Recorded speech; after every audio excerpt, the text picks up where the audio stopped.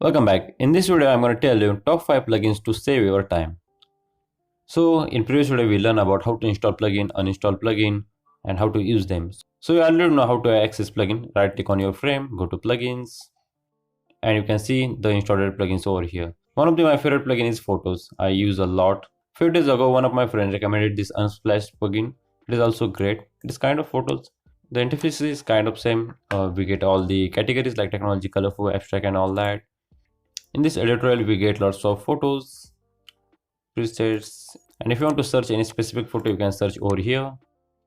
In Unsplash, we also get this random option like photos.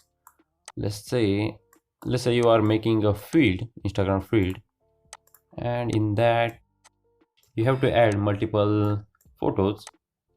So you can just add it by locally, but it will take a lots of time.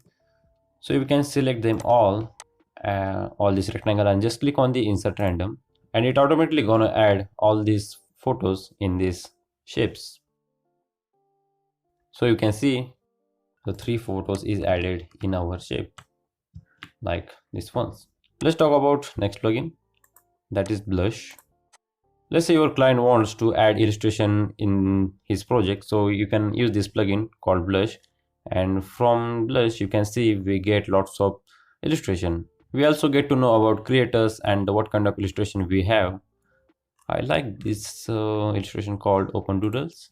So what we have to do is that, let's say you want to create a meditation app, so just click on this meditation illustration, and it is automatically gonna add that image on your frame. You can resize it like this, and you can add some text over here. In this illustration, we don't get option to change a color because you can see if I click on this color icon, we need pro version.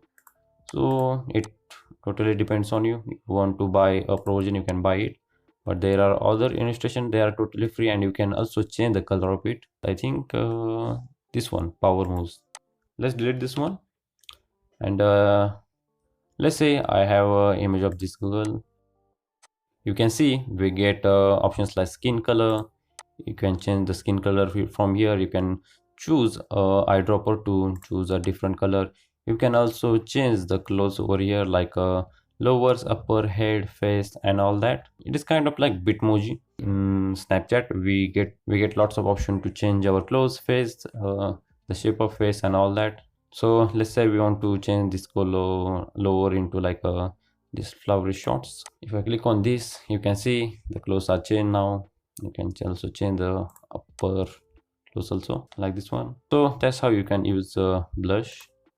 Let's talk about the third plugin, that is Mockup Studio. It is also one of the like my favorite plugin. It is paid, but you can use some free templates over here. You can see this iPhone, this desktop, and this iPad.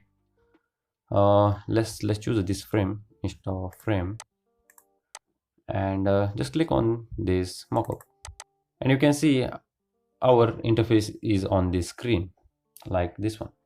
So if you want to export, you can just click on the export as a file or as a document. So currently I'm going to choose the document, and it will save you in your local files like in desktop or in your C drive.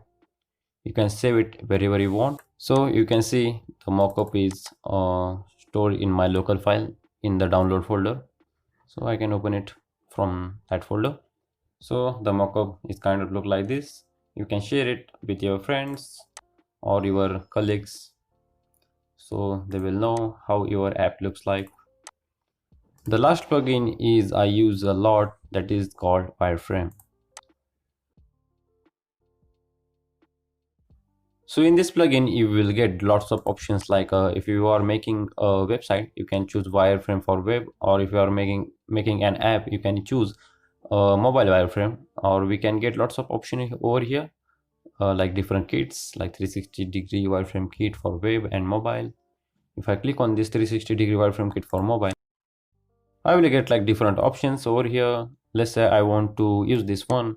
I'm going to just drag it on my frame, so it is gonna add on my frame. I can adjust it like this. I can also stretch it out.